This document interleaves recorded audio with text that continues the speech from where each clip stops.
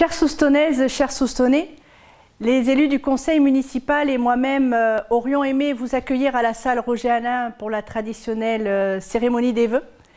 Mais vous vous en doutez, les conditions sanitaires ne nous le permettent pas et nous le regrettons.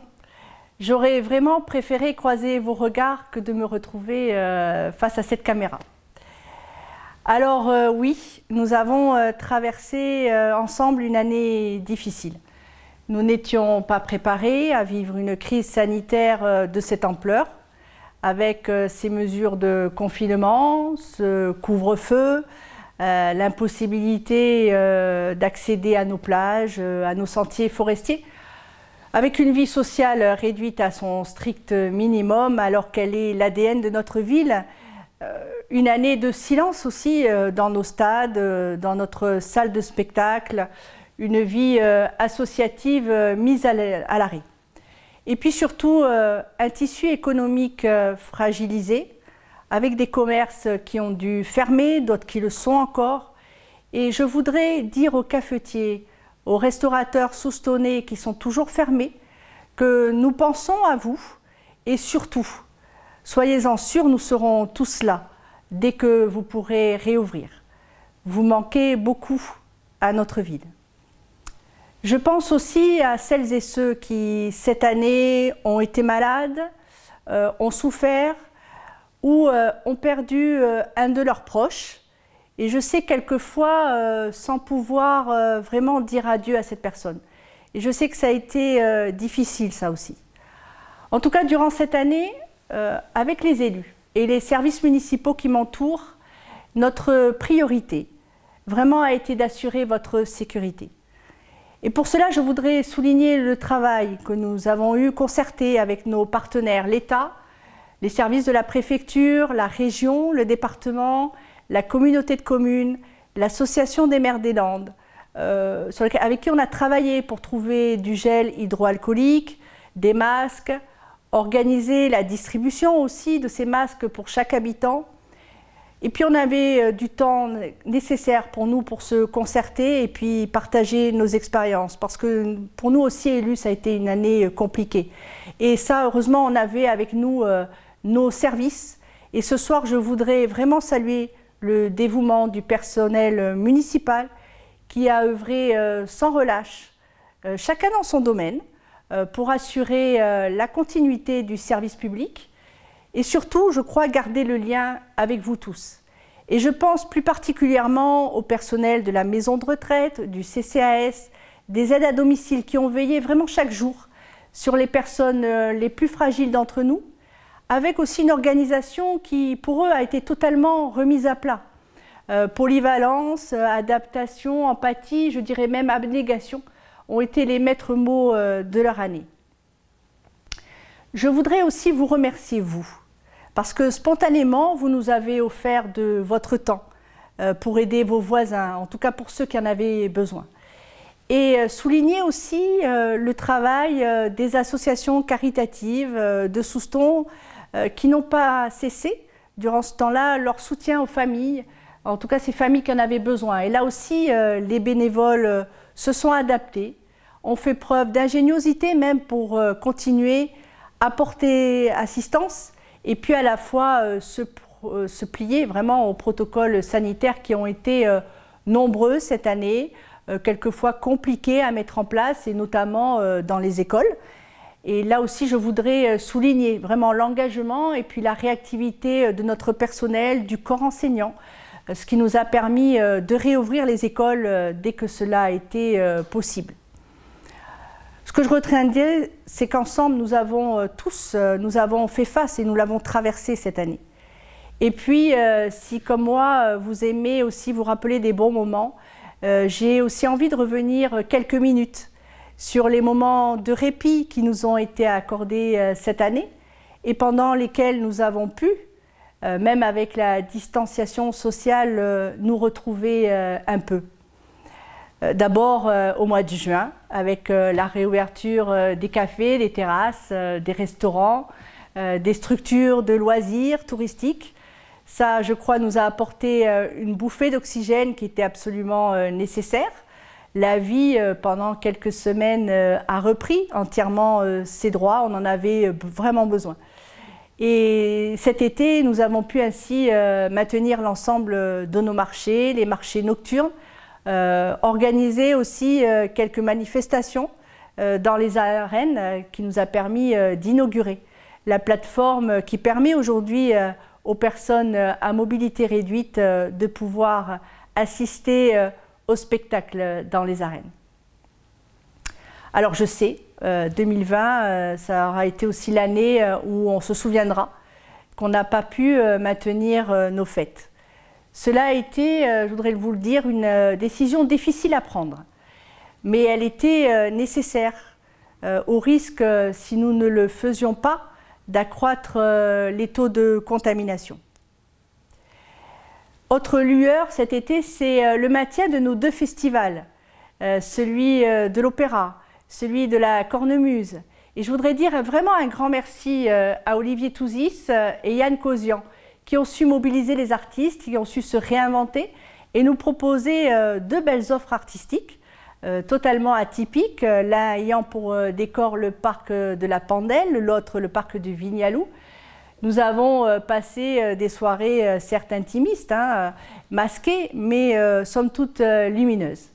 J'ai aussi une pensée aujourd'hui pour le monde culturel et artistique qui, comme le tissu économique, continue de souffrir en ce début d'année. Et comme vous, vraiment j'espère que les salles de cinéma, les salles de spectacle puissent réouvrir et que nous puissions très vite le dimanche vraiment nous retrouver autour de nos stades.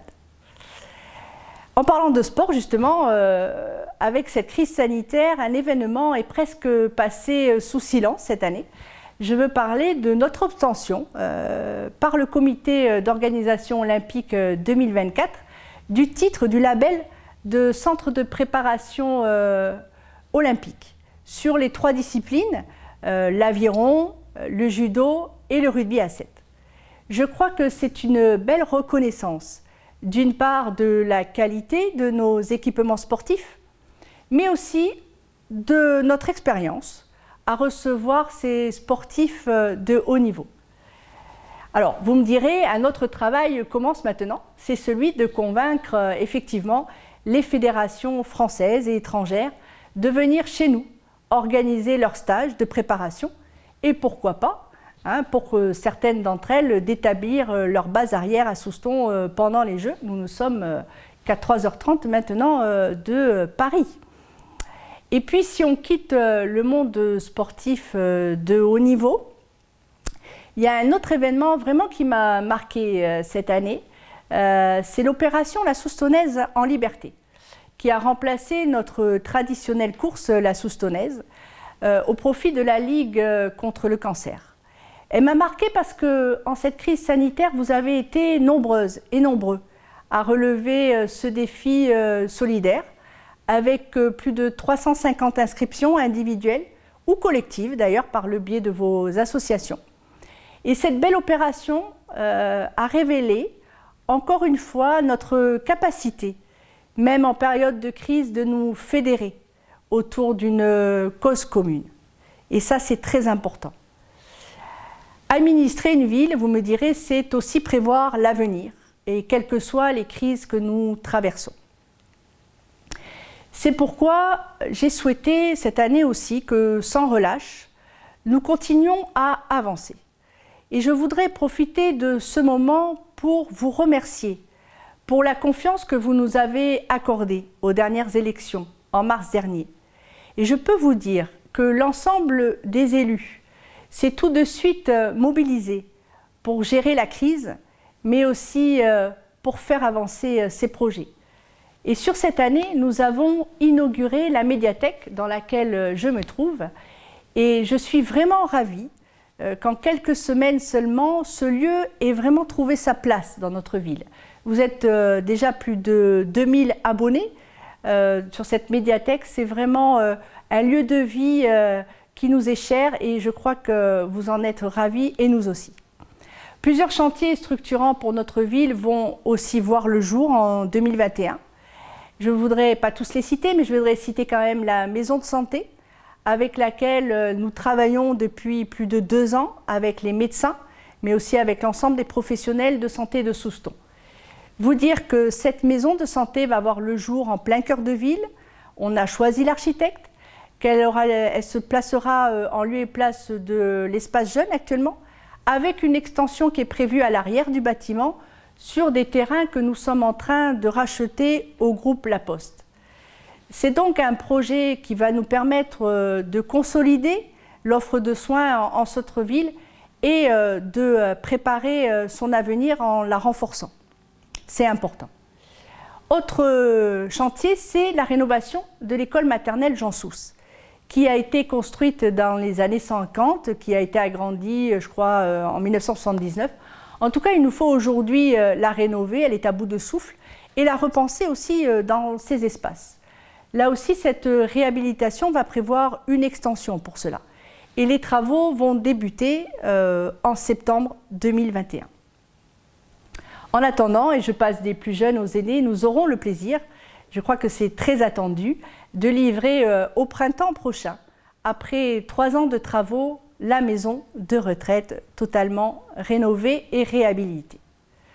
Enfin, pour finir cette liste non exhaustive des chantiers qui seront mis en route en 2021, puisque ça faisait partie d'une de nos priorités de début de mandat, nous allons créer des trottoirs qui vont permettre de relier le domaine de la Lière au rond-point de Bellegarde.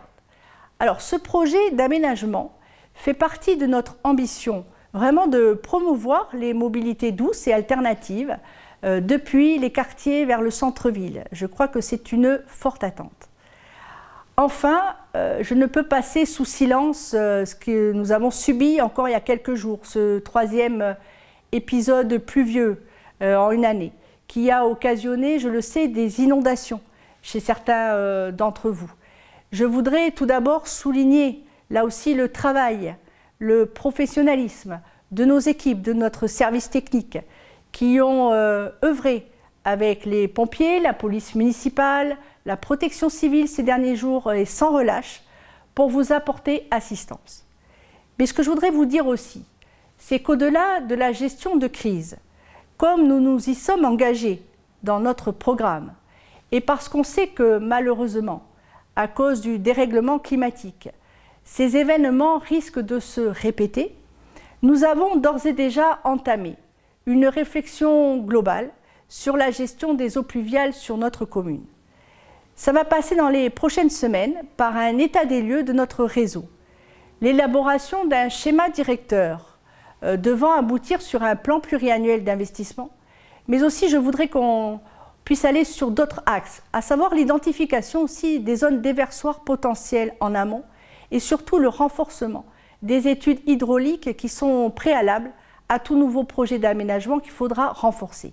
En tout cas, autant de sujets sur lesquels mon équipe et moi-même nous engageons à accélérer la mise en œuvre sur les prochaines semaines avec l'ensemble de nos partenaires. Je parlais de la communauté de communes ou du syndicat mixte de Rivière.